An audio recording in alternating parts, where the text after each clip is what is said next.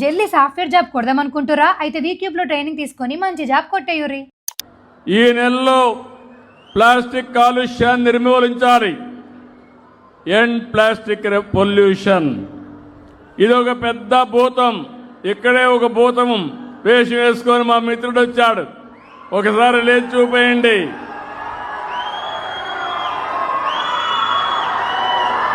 ఇదే ప్లాస్టిక్ భూతం. ఏ తమ్ముళ్ళు, ఆ ప్లాస్టిక్ భూతానికి మీరందరూ కూడా బలైపోతారా అని మిమ్మల్ని అడుగుతున్నా.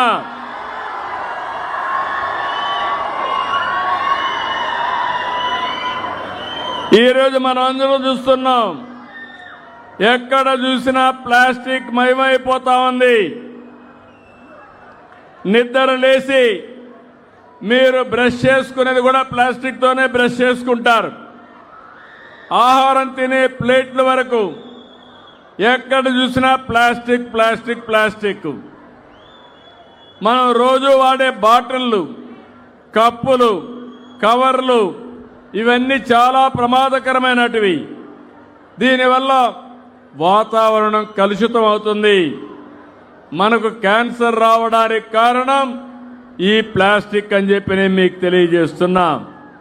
ఈరోజు మీరు ఒక్కసారి చూస్తే ఈ ప్లాస్టిక్ కూడా సింగిల్ యూజ్డ్ ప్లాస్టిక్ ఏళ్ల తరబడి వాడుతున్నాం.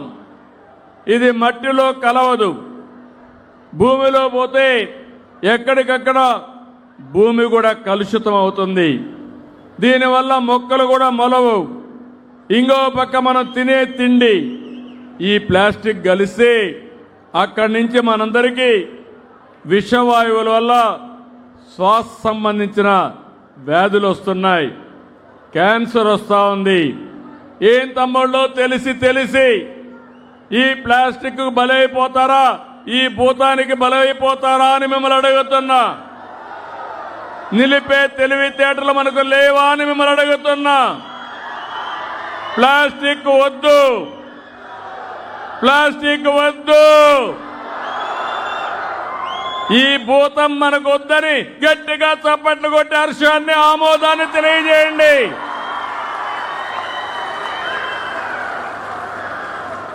అందుకే ఇంకొక పక్కన చూస్తే 120 మైక్రాన్ కన్నా తక్కువ ఉన్న ప్లాస్టిక్ బ్యాగ్స్ కానీ, వాడి వదిలే కప్పులు కానీ, ప్లేట్లు కానీ అన్నీ కూడా నిలిపేద్దాం. దీనికి బదులుగా బ్యాగులు కానీ, మెటల్తో తయారు చేసిన స్టాల్ కానీ, కంపోస్టబుల్ ప్లేట్లన్నీ వాడాల్సిందిగా మీ అందరికీ విజ్ఞప్తి చేస్తున్నా. మనం ఒక కార్యక్రమం పెట్టుకున్నాం. తొందర 2000 ఆగస్టు 15 నాటికి రాష్ట్ర సచివాలయాన్ని ప్లాస్టిక్ రహితంగా మార్చాలని లక్ష్యం పెట్టుకున్నాం. అక్టోబర్ కల్లా అన్ని మున్సిపాలిటీలో, డిసెంబర్ కంతా రాష్ట్రం మొత్తం సింగిల్ యూజ్డ్ ప్లాస్టిక్ని అన్ని ప్రభుత్వాలు నిషేధించాం. స్టీల్ గ్లాసులు, క్లాత్ బ్యాగులు, పునర్వినియోగ వస్తువుల్ని వాడకంపై ఉద్యోగుల్లో అవగాహన కల్పించాం.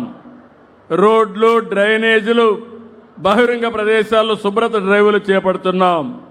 ఇప్పుడే నేను చూశాను, మనం నిన్నటి వరకు ఏదైతే డబ్బులు కావాలంటే వెండింగ్ మెషిన్లకు పోయి డబ్బులు తీసుకునేవాళ్ళం.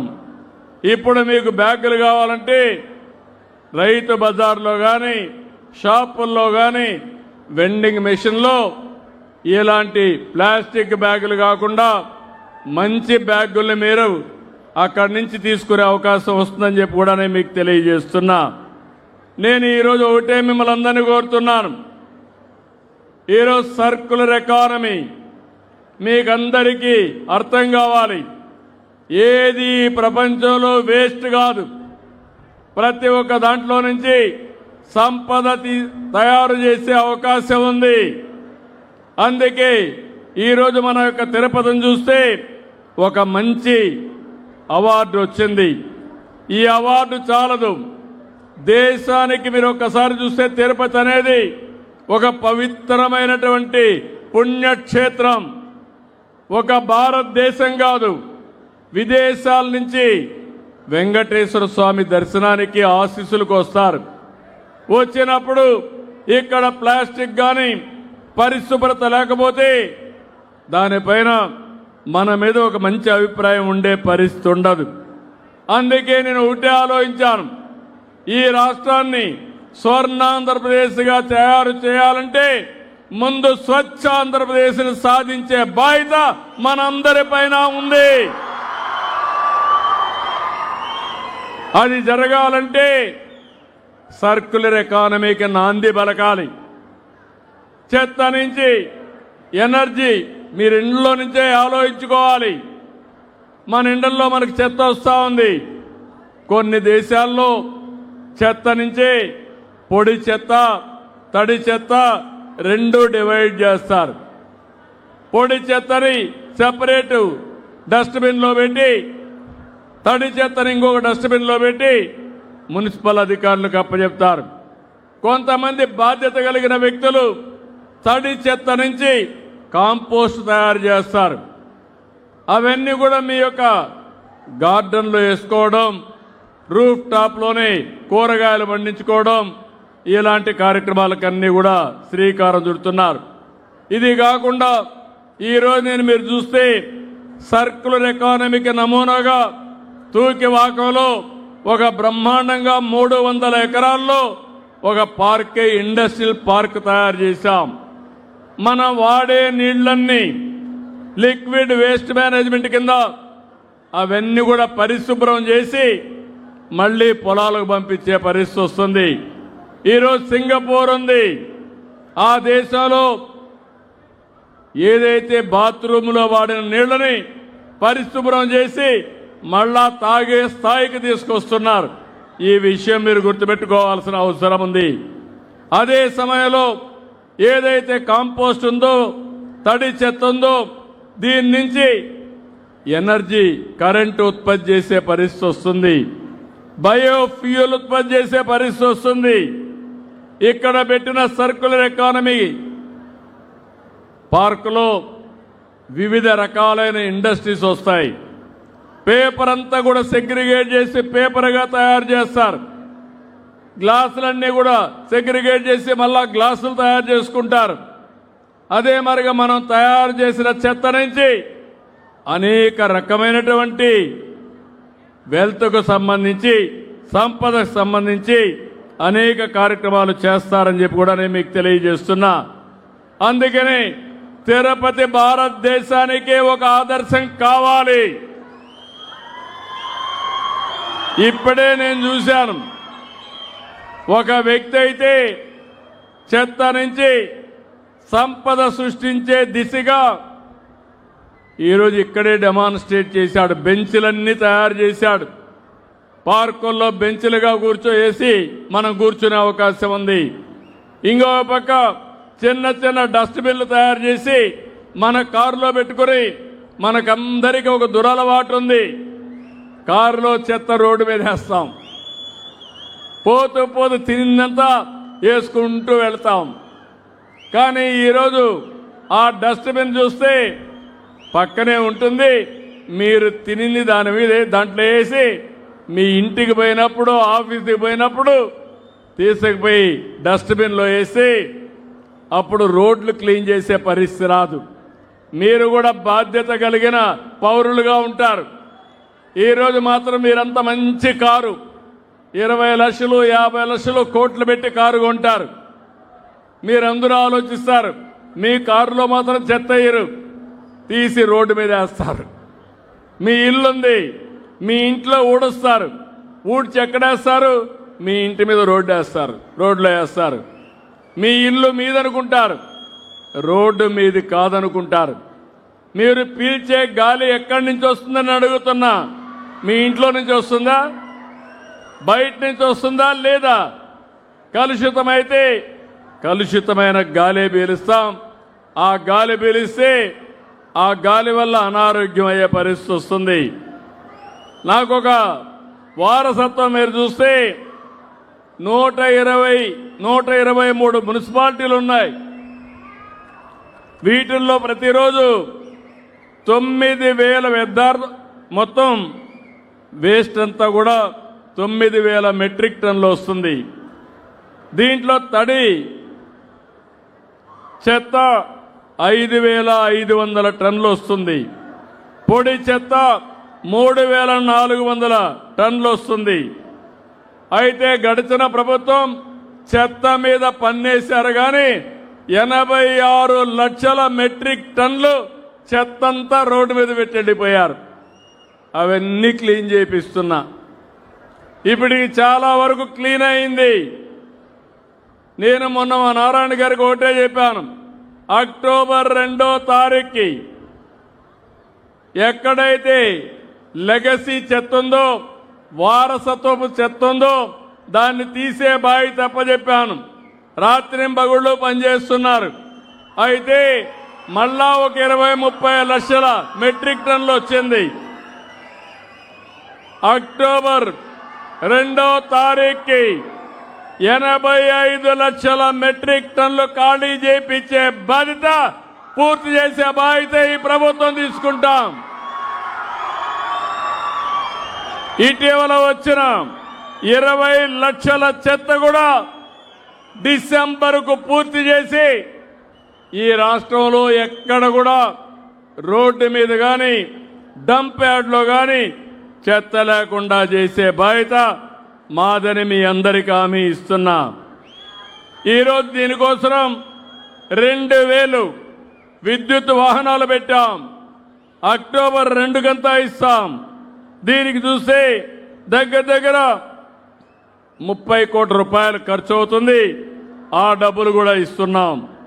ఇది కాకుండా డోర్ టు డోర్ కలెక్షన్ ఒకప్పుడు 34% ఉంది. దాన్ని ఇప్పుడు 68% తీసుకెళ్ళాం. అదే మరి విజిబిలిటీ క్లీనినెస్ చూస్తే 72% చేరింది. వేస్ట్ ప్రాసెసింగ్ 34 నుంచి 63% తీసుకెళ్ళాం. నేను ఒకటే మిమ్మల్ని అందరినీ కోరుతున్నాను, ఈ సందర్భంగా రాష్ట్రంలో ఇంటింటి దగ్గర చెత్త కలెక్ట్ చేసే పనికి శ్రీకారం చుడతాం. ఎక్కడా చెత్త లేకుండా చేసే బాధ్యత ఈ ప్రభుత్వానిదని మరొక్కసారి మీ అందరికీ విజ్ఞప్తి చేస్తున్నా. ప్రజలందరికీ ఒకటే విజ్ఞప్తి చేస్తున్నా, మనం తినే తిండి, మనం పీల్చే గాలి, మనం ఉండే పరిసరాలు మన ఆరోగ్యానికి కారణం అవుతాయి. ఈరోజు మన పరిసరాలు బాగలేకుండా మురుగునీరుంటే ఆ మురుగునీరులో ఎక్కడ చూసినా పురుగులు కానీ మలేరియా కానీ ఇలాంటి అనేకమైనటువంటి పెస్టులు వచ్చే పరిస్థితి వస్తుంది. అలాంటి మస్కిటోస్ వచ్చే పరిస్థితి వస్తుంది. దీనివల్ల ఒక్కొక్కసారి మీరు చూస్తే మలేరియా కోసం దగ్గర నేను చాలాసార్లు చూశాను. ఏదైతే మలేరియా వచ్చినప్పుడు చాలా ఇబ్బందులు వస్తున్నాయి. దీంట్లో కొంతమందికి ప్లేట్లెట్స్ పడిపోతున్నాయి. లక్షల రూపాయలు ఖర్చు పెడుతున్నారు. ఈ ప్రభుత్వం ఒకటే హామీ ఇస్తున్నాం, దీనిపైన శ్రద్ధ పెడతాం. డ్రోన్లు కూడా ఉపయోగిస్తున్నాం. ఎక్కడ మస్కిటో ఉంటే అక్కడే మందు అప్లై చేసి డ్రోన్లు మస్కిటో లేకుండా చేసే బాధ్యత ఈ ప్రభుత్వం తీసుకుంటాం. అదే సమయంలో మీరందరూ చెట్లు పెట్టమని నేను ఎన్నోసార్లు చెప్పాను. ఈ రాష్ట్రంలో 29% గ్రీన్ కవర్ ఉంది. నేను ఇక్కడికి వచ్చాను. వచ్చే ముందు నేను కపిల్ తీర్థం వెళ్ళాను. కపిల్ తీర్థంలో 1 గంట కుంభవర్షం. ఇక్కడికి వస్తే ఒక్క చినుకు లేదు. కారణం ఏంటంటే అక్కడ చెట్లున్నాయి, ఇక్కడ చెట్లు లేవు. చెట్లు ఎక్కడుంటే అక్కడ వర్షం పడుతుంది. అవునా కాదా తమ్ముళ్ళు అని అడుగుతున్నా.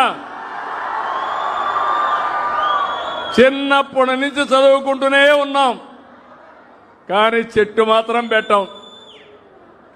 పెట్టారా చెట్లు? మీరు మీ ఇంట్లో పెట్టారా చెట్టు? మీరు ఈరోజు ఇంకొక పక్క చూస్తే మీలో ఒకటి గుర్తుపెట్టుకోవాలి. ఈరోజు ప్రపంచంలో అనేక మార్పులు వచ్చాయి. నేను చిన్నప్పుడు ఈ పిల్లల అదృష్టవంతులు. నేను చిన్నప్పుడు లాంతర్లు పెట్టుకొని చదివా. ఆ రోజు కరెంట్ ఉండేది కాదు, తర్వాత కరెంట్ వచ్చింది. ఇంకో పక్క ఈరోజు మీరు చూస్తే మీ ఇంటి మీదనే సోలార్ కరెంట్ ఉత్పత్తి చేసుకునే పరిస్థితికి వచ్చారంటే అది మార్పు అని మరొకసారి మీ అందరికీ తెలియజేస్తున్నా. దగ్గర 20 లక్షల ఇండ్ల పైన సోలార్ కరెంటు శాంక్షన్ చేశాం.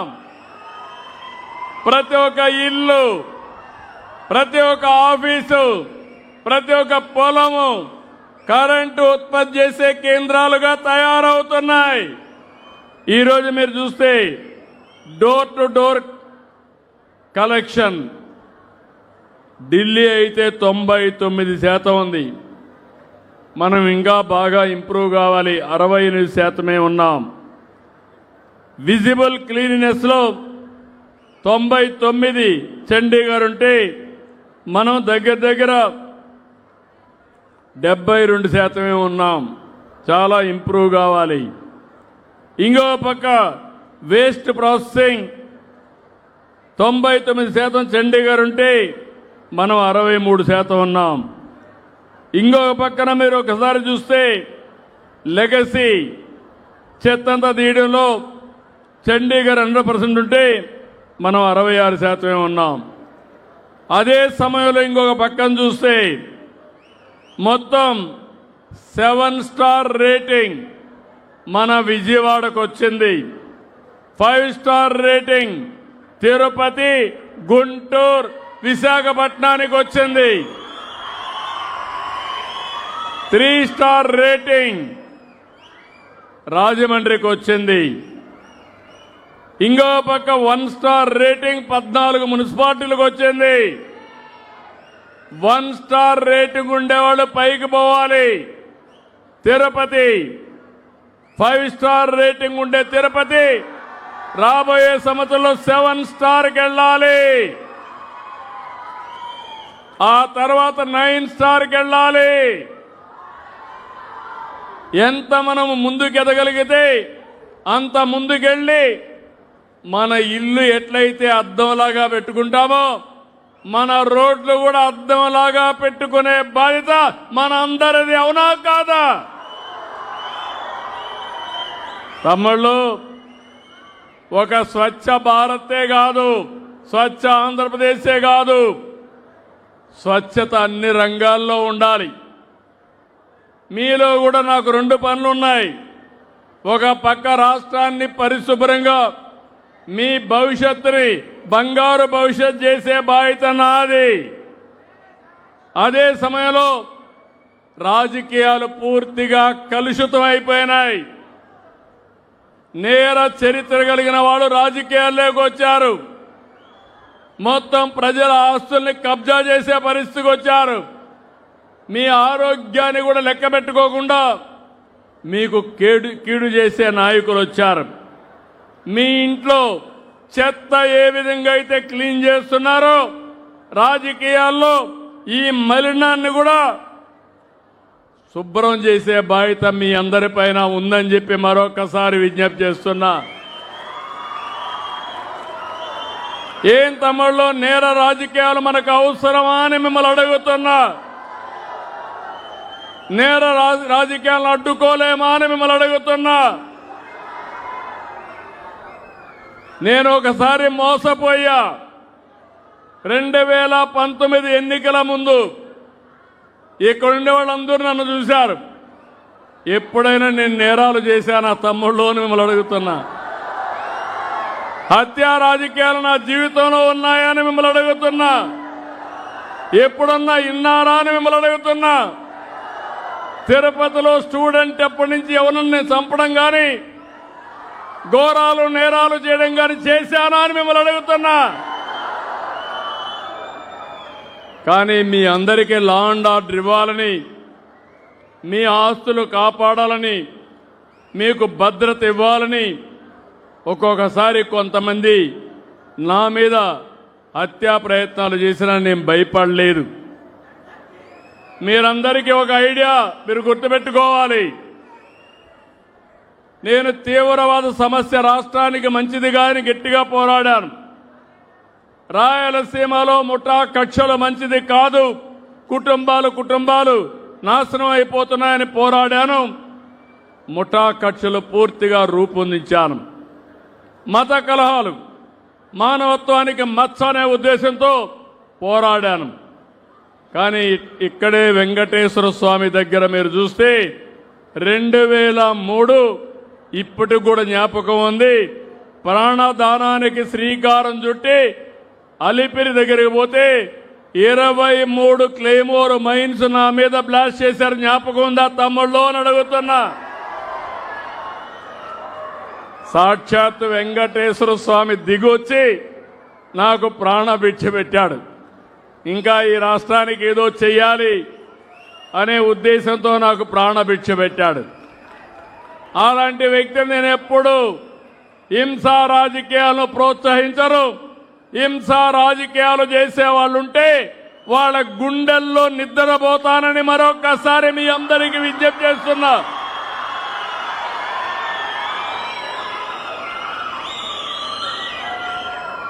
రెండు 2019లో మళ్లీ గుర్తు చేస్తున్నా. ఆ రోజు జరిగిన సంఘటన, నేనే ముఖ్యమంత్రి, నిద్రలేశాను. సాక్షి ఒక టీవీ ఉంది, ఆ పేరు ఎట్లా పెట్టారో నాకు ఇప్పటికి కూడా అర్థం కాలేదు. చేసే పనులన్నీ ఏదో పనులు, పేరు మాత్రం సాక్షి.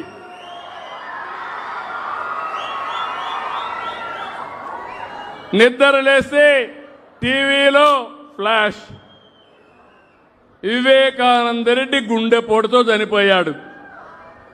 ఏమనిపిస్తుంది తమ్ముళ్ళు మీకు? పాపం అనిపిస్తుందా లేదా? నేను కూడా అనుకున్నాను, పాపం అనుకున్నాను. ఇంకొక అర్ధగంట అయిపోయింది. అక్కడ ఎవరున్నారు కనుక్కుంటే మా సిఐ అక్కడే ఉన్నాడు. సిఐని పెట్టుకొని రక్తాన్నంతా పరిశుభ్రం చేసి నెత్తి మీద కత్తితో పోట్లేసి మెదడు కూడా బయట వస్తే వీళ్ళ బంధువే వీళ్ళ మామను పిలిపించి వాళ్ళ హాస్పిటల్లో సిబ్బందిని తీసుకొచ్చి కుట్లేసి బాక్స్లో పెట్టి అంత్యక్రియలు చేయాలని ప్రయత్నం చేశారు. అప్పుడు ఆయన కూతురు సునీత, కాదు పోస్ట్ మార్టం చేయాలి, వాస్తవాలు బయట రావాలని అడిగింది. పోస్ట్ మార్టానికి వెళ్తే భయంకరమైన సత్యం బయట వచ్చింది.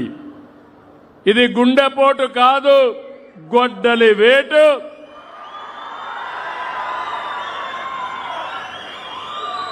మెదడు కూడా బయటకు వచ్చిందని రిపోర్ట్లో చెప్పే పరిస్థితికి వచ్చారు. సాయంత్రం అయింది, డ్రామా మారింది, ప్లేట్ ఫిరాయించారు. మా నాన్నను చంపేశారు. ఇప్పుడు ఒకే ఒక దిక్కు మా చిన్నాన్న, ఆయన కూడా చంపేశారని ప్లేట్ ఫిరాయించాడు. తెల్లవారింది, పేపర్ వచ్చింది, నారాసుర రక్త చరిత్రని నా చేతిలో కత్తి పెట్టి ఒక ముఖ్యమంత్రి పైనే అపవాదు వేశారు. ఏం జమ్మల్లో జ్ఞాపకం ఉందా లేదా? కోర్టుకు పోయి ఎవరు మాట్లాడకూడదని ఒక ఆర్డర్ కూడా తీసుకొచ్చారు. దానివల్ల ఎలక్షన్లో సానుభూతి కూడా వచ్చింది. మీరు కూడా అనుకున్నారు పాపం అని. నేను మోసపోయా, మీరు పాపం అనుకున్నారు, కానీ కొంపలు గూలాయి. అవునా కాదా అని అడుగుతున్నా. మళ్ళీ మళ్ళీ మోసం చేస్తే నేను మోసపోవాలనా అని మిమ్మల్ని అడుగుతున్నా. మొన్న చిత్తూరు జిల్లాకు వచ్చారు. మామిడి రైతులు ఇబ్బందులున్నాయి. పక్కన కర్ణాటక ఉంది, తమిళనాడు ఉంది. వాళ్ళు ఏమాత్రం పట్టించుకోలేదు. నేను ఒకటే ఆలోచించాను, నా రైతు ఇబ్బందుల్లో ఉంటే ఎక్కడున్నా సరే నా రైతును ఆదుకోవాలని టన్నుకు 12,000 రూపాయలు చేసి ఫ్యాక్టరీని 8,000 రూపాయలు ఇమ్మని నేను 4,000 రూపాయలు ఒక టన్నుకి ఇచ్చి ఎంత బండి ఇస్తే అంత కొంటామని ముందుకెళ్ళాం. నేను కొంటా ఉంటే ఈయన పరామర్శకు వచ్చి వాళ్ళ నాయకుడు ఒక అతను 6 ట్రాక్టర్ల మామిడికాయలు తీసుకొచ్చి రోడ్డు మీద పోసి బలవంతంగా ఒక 4 ట్రాక్టర్లు తీసుకొచ్చి రోడ్డు మీద పోసి పులివెందల రాజకీయం చేసి ఆ రైతులు లబో దిబో నా మామిడికాయలు నువ్వు తీసుకుపోతున్నావు ఏంటంటే లెక్క పెట్టుకోకుండా రోడ్డు మీద పోసేశారు. మీకు ఈ రౌడీజం కావాలనా? ఏం తమ్ముళ్ళు కావాలనా అని మిమ్మల్ని అడుగుతున్నా. ఒకప్పుడు ఈ తిరుపతిలో కూడా రౌడీలుంటే రౌడీల గుండెల్లో నిద్రపోయి ఈ తిరుపతిని కాపాడిన పార్టీ తెలుగుదేశం పార్టీ.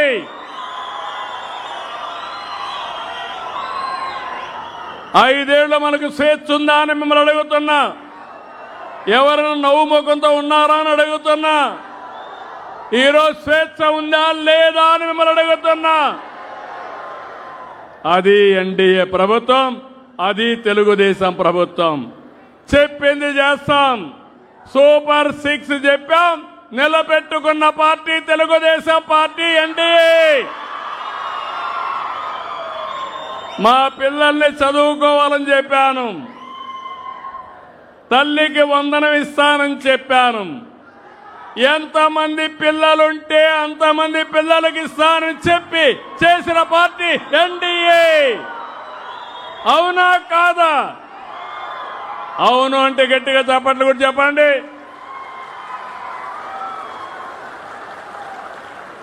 పింఛను పెంచుతానని నేను చెప్పాను, అంత మునుపు వాళ్ళు కూడా చెప్పారు. పింఛను ఎప్పుడు పెంచారు? నెల 250 రూపాయలు. 5 ఏళ్లు పట్టింది. ఈరోజు నేను వచ్చిన తర్వాత ఒకేసారి ఏప్రిల్ నుంచి పెంచిన పింఛన్లు ఇచ్చానా లేదా? 4,000, 6,000, 10,000, 15,000 ఇస్తున్నా. మానవత్వం ఉండే పార్టీ ఎన్డీఏ. మాటలు చెప్పే పార్టీ. ఏం తమ్ముళ్ళు, పేదల మీద అభిమానం ఉండే పార్టీ, అభివృద్ధి చేసే పార్టీ, సంక్షేమాన్ని మీకు అందించే పార్టీ. నేను కష్టపడతా, నా ప్రజల్ని సుఖపెడతా. మా ఆడబిడ్డలు నేనే దీపం పెట్టా, వీళ్ళు వచ్చి దీపం ఆర్పేశారు. మళ్ళీ నేను వస్తానే 3 సిలిండర్లు ఉచితంగా మా ఆడబిడ్డలకు ఇస్తున్నా. అన్న క్యాంటీన్ 5 రూపాయలకి. ఎవరైనా పనికొస్తే ఇబ్బంది లేకుండా 5 రూపాయలకు అన్నా క్యాంటీన్లో భోంచేసి హ్యాపీగా ఇంటికి పోయే పరిస్థితి. అన్నా క్యాంటీన్లో మూసేశారా లేదా అని మిమ్మల్ని అడుగుతున్నా. నేను మళ్ళీ పెట్టానా లేదా అని మిమ్మల్ని అడుగుతున్నా. 207 అన్నా క్యాంటీన్లు పనిచేస్తున్నాయి. అన్ని నియోజకవర్గాల్లో పెడతాను.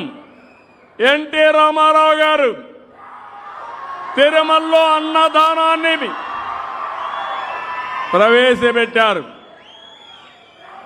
నేను 2003లో ప్రాణదాన కార్యక్రమానికి శ్రీకారం చుట్టాను.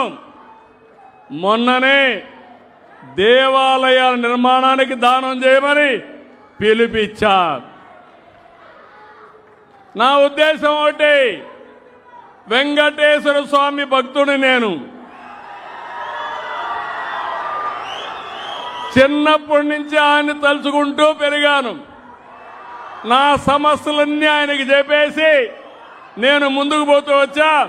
తిరుగులేని విజయం వచ్చిందంటే దానికి కారణం వెంకటేశ్వర స్వామి ఆశీస్సులే నాకు.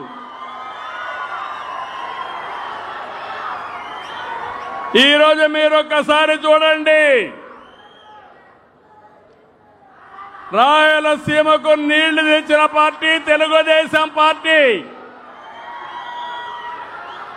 హంద్రి నీవా, నగిరి గాలేరు, తెలుగు గంగ ప్రారంభించింది ఎన్టీ రామారావు గారు. అవునా కాదా అని మిమ్మల్ని అడుగుతున్నా. తిరుపతికి తెలుగు నీళ్లు తెచ్చింది ఎవరయ్యా అని అడుగుతున్నా. తెలుగు గంగ ద్వారా నీళ్లు తిరుపతి తీసుకొచ్చిన పార్టీ తెలుగుదేశం పార్టీ. అవునా కాదా అని మిమ్మల్ని అడుగుతున్నాను. ఈ పక్కనే రోడ్డు ఉంది, ఎవరేశారు రోడ్డు అని అడుగుతున్నా. గరుడ వారధి ఎవరు తీసుకొచ్చారని మిమ్మల్ని అడుగుతున్నా. గరుడ వారధి ఇక్కడి నుంచి నేను అలిపిరి దాకా తీసుకపోతే ఈ దుర్మార్గులు అది కూడా ఇష్టం లేకుండా మధ్యలో ఆపేసే పరిస్థితికి వచ్చారు. అవిలాల చెరువుని బ్యూటిఫికేషన్ పెడితే దాన్ని ఆపేసే పరిస్థితికి వచ్చారు. నేను అందుకనే మీకు మొన్నే చూశారు, ఒక సంవత్సరంలో 3,850 కోట్ల రూపాయలు అందరి నీవా మీద పెట్టి 550 కిలోమీటర్ల విస్తరణ చేసి నీళ్లు రిలీజ్ చేశా. చెప్పిన మాట ప్రకారం కుప్పం వరకు నీళ్లు ఇచ్చే బాధ్యత ఈ ప్రభుత్వం తీసుకున్నామని విజ్ఞప్తి చేస్తున్నాం. ఇప్పుడే హామీ ఇస్తున్నాం, మల్లెమడుగు ప్రాజెక్టు రావాలి, బాలాజీ రిజర్వాయర్ రావాలి. వెంకటేశ్వర స్వామి దగ్గరికి హంద్రి నీవా నీళ్లు వస్తాయి. మంగళంపేట దగ్గర నుంచి భీమవరం దగ్గర ఒక చెరువు ఉంది, మూలపేట చెరువు ఒకటి ఉంది. ఆ చెరువుకు నీళ్లు తీసుకొచ్చి కళ్యాణ్ డ్యాముకు తీసుకొచ్చి తిరుపతి వెంకటేశ్వర స్వామి పాద చెంతాలకి తిరుపతికి నీళ్లు అందరి నీవా వస్తుందని మీ అందరికీ విజ్ఞప్తి చేస్తున్నా. ఇంకో పక్క సోమశిల స్వర్ణముఖి లింక్ కెనాల్ తీసుకొచ్చి ఆ నీళ్లు కూడా బాలాజీ రిజర్వాయర్ గలపతా. ఇక్కడి నుంచి అరణ్యారు ప్రాజెక్టుగా నీళ్లు వెళ్తాయి. మధ్యలో వేణుగోపాల్ సాగర్ వస్తుంది, ఇంకొక రిజర్వాయర్ వస్తుంది. ఇవన్నీ పూర్తి చేసి నేను పుట్టిన ఈ జిల్లాకి ఇవన్నీ సాధించి నా రుణం తీర్చుకుంటానని మరొక్కసారి మీ అందరికీ విజ్ఞప్తి చేస్తున్నా. నేను అభివృద్ధి చేస్తున్నాను, ఇండస్ట్రీ తీసుకొస్తున్నా. తమ్ముళ్ళు 1 year అయింది, 10 లక్షల కోట్ల రూపాయలు విలువైన ప్రాజెక్టులకి ఎంఓయూలు చేశాం. 9 లక్షల మందికి ఉద్యోగాలు వస్తాయి. నేను ఆ రోజు ఒక మాట చెప్పాను, చదువుకున్న పిల్లలకు ఉద్యోగాలు ఇస్తాయని చెప్పాను. మీకు హామీ ఇస్తున్నా, ఆగస్టు 20 లోపల డిఎస్సి పూర్తవుతుంది. అది ఇచ్చే బాధ్యత ఇప్పటికే అయిపోయిందని కూడా మీకు తెలియజేస్తున్నా. ఇది అవుతానే ఇంకొక పక్క చదువుకున్న పిల్లల్ని తల్లిదండ్రులపైన ఆధారపడకుండా మీకు నిరుద్యోగ భృతి కూడా ఇచ్చి మిమ్మల్ని ముందుకు తీసుకుపోయే బాధ్యత నాదని మీ అందరికీ విజ్ఞప్తి చేస్తున్నా. ఉద్యోగాలు కూడా కల్పిస్తా. రైతుకి అన్నదాత సుఖీభవ కేంద్రం ఎప్పుడు ఇస్తే అప్పుడు వాళ్ళ అకౌంట్లో మన వాటా కూడా డబ్బులు వేస్తా. ఇంకో పక్క ఆడబిడ్డలందరికీ శుభవార్త, ఆగస్టు 15 నుంచి ఉచిత ప్రయాణ సౌకర్యం కల్పిస్తానని మీ అందరికీ హామీ ఇస్తున్నా.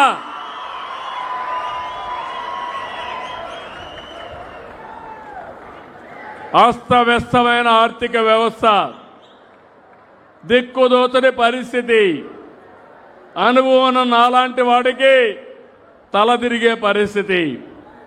కానీ నాలో మాత్రం ఏ మాత్రం కూడా ఎన్నిక్కి పోను.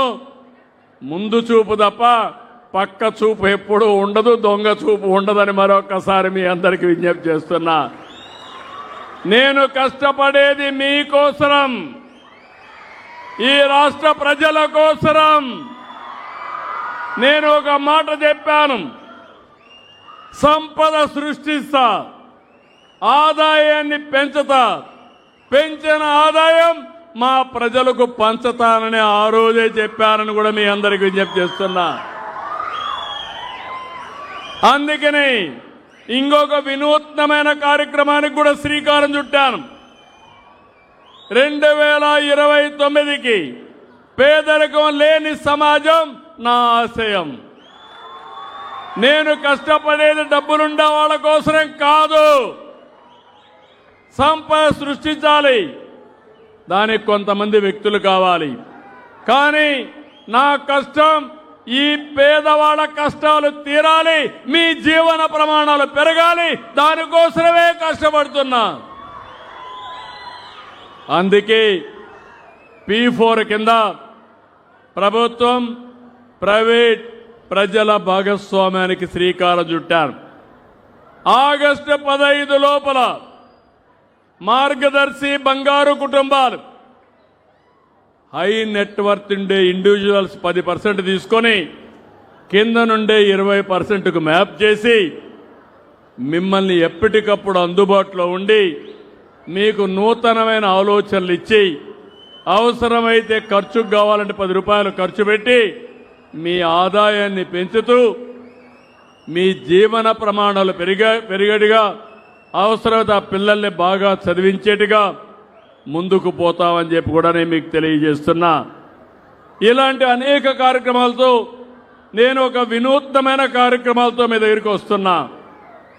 నేను ఒకటే మిమ్మల్ని కోరుతున్నాను, నేను ఏ పని చేసినా సమాజ హితం కోసం తప్ప దీంట్లో నాకంటూ ఏమీ లేదని మరొకసారి మీ అందరికీ విజ్ఞప్తి చేస్తున్నా.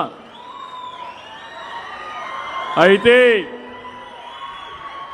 నేను చేసే పనులకు మీ దగ్గర నుంచి నాకు సహకారం కావాలి. నేను ఒక యజ్ఞం చేస్తున్నాను. ఆ యజ్ఞం సమిక్షేమం, అభివృద్ధి. ఆ యజ్ఞ ఫలితాలు మీకు అందజేయాలనేది నా ఆలోచన. అయితే ఈ యజ్ఞాన్ని భగ్నం చేయాలని రాక్షసుల కంటే ఇప్పుడే ఏ విధంగా భూతం కనపడుస్తుందో ఇలాంటి భూతాలు, దెయ్యాలు, రాక్షసులు మన దగ్గర ఉండే పరిస్థితికి వచ్చారు. నేనెప్పుడూ రాజకీయ పార్టీల్లో ఇలాంటి చూడలేదు. చేసేటివన్నీ తప్పుడు పనులే, అడిగితే ఎదురుదాడి. ప్రజాహితం కోసం ఎన్ని దాడులు చేసినా పర్వాలేదు అనుకున్న సంకల్పాన్ని ముందుకు తీసుకుపోయి మీ జీవితాల్లో వెలిగించే బాధ్యత నాదని మరొకసారి మీ అందరికీ విజ్ఞప్తి చేస్తున్నా. మీరు సిద్ధంగా ఉన్నారా అని మిమ్మల్ని అడుగుతున్నా. ఇక్కడుండే వాళ్లే కాదు, రాష్ట్రంలో ఉండే ప్రతి ఒక్కరూ ఆలోచించుకోవాలి. అందరం కలుద్దాం. ఇప్పుడు నేను స్వచ్ఛ ఆంధ్రప్రదేశ్ చేయకపోతే నన్ను ఎవరిని అడుగుతారా? నేను అడుగుతున్నా మిమ్మల్ని, నేను రావాలనా? నేను మీ ఊర్లో మురికి కాలు పెట్టిందో నేను చూడాలనా? ఎందుకు చూస్తున్నాను? ఎందుకు ఎక్కడ చెత్త ఉందో చూడాలనా? నేను కూడా చెత్త అంతా రోడ్డు మీద వేయించచ్చు కదా, అడగరు కదా. కానీ ఎందుకు చేస్తున్నాను? మీ ఆరోగ్యం కోసరం, మీ భవిష్యత్తు కోసరం, మన రాష్ట్ర భవిష్యత్తు కోసం ఈ పనులన్నీ చేస్తున్నా. ఈరోజు ఇంకొక పక్కన ఇక్కడే మా నారాయణ గారు ఉన్నారు. ఇప్పుడు మొత్తం చూస్తే ఇక్కడ కొన్ని రోడ్ల పనులు ఉన్నాయి. ఇంకొక పక్క ఒక పక్క చూస్తే కొన్ని డ్రైనేజ్ కానీ సీవరేజ్ కానీ ఇలాంటి పనులు ఉన్నాయి. ఇంకొక పక్క ఇంకా కూడా కొన్ని స్మార్ట్ సిటీ కింద ఇచ్చిన ప్రాజెక్టులు కొన్ని మిగిలిపోయినాయి.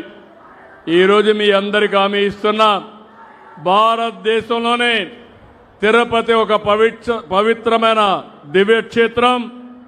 ఈ దివ్యక్షేత్రాన్ని ఒక మోడల్ సిటీగా, ఒక ఆదర్శమైన నగరంగా తయారు చేసే బాధ్యత మేము తీసుకుంటామని మీ అందరికీ హామీ ఇస్తున్నా. దీనికి దగ్గర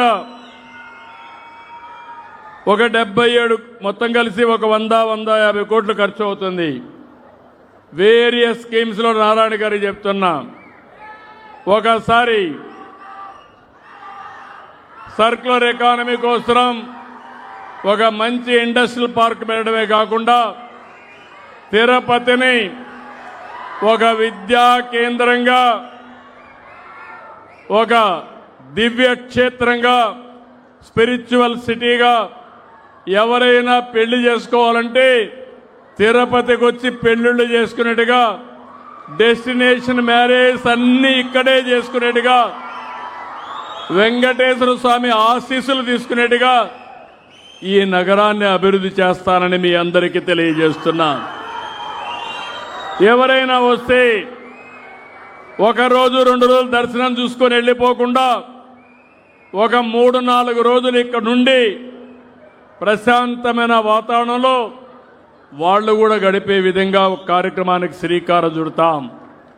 దీనివల్ల ఉపాధి పెరుగుతుంది.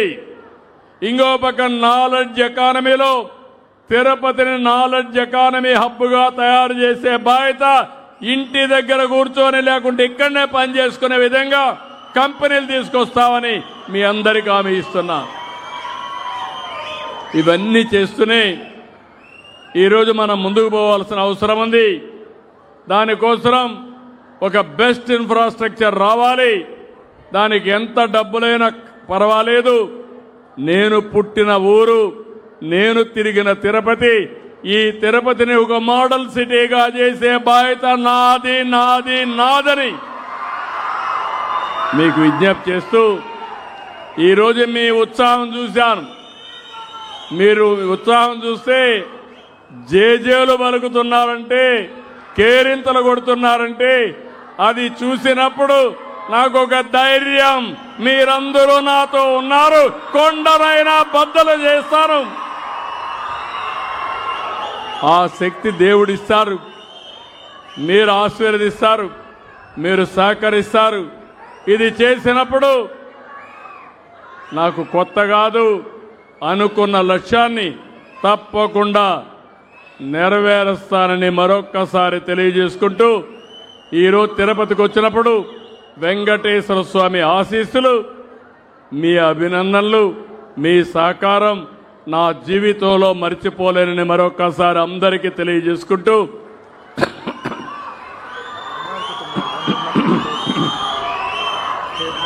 అందరికీ నమస్కారాలు.